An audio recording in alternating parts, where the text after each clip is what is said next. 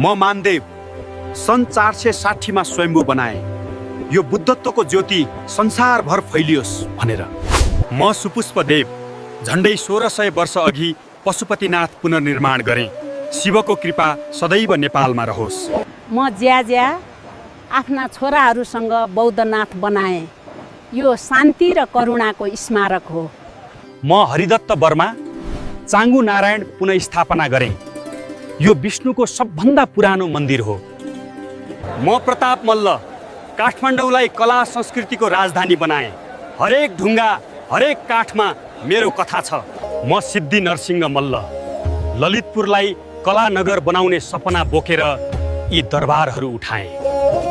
म भूपतिन्द्र मल्ल भक्तपुरलाई देवताहरू बास गर्ने सहर बनाए।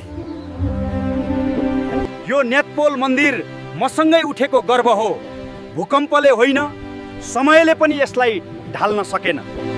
म भीमसेन थापा धरोहरा बनाए। नेपालले आकाश छुन सक्छ भनेर देखाउन। हामी काठका सिपालु एउटै रुखबाट काष्ठमण्डप उठायौँ। यहीँबाट काठमाडौँ नाम जन्मियो। कृष्णले सपनामा दर्शन दिए, त्यसैले मैले यो पत्थरको कृष्ण मन्दिर बनाएँ। छोराको मृत्युले मेरो मन चिरेको थियो।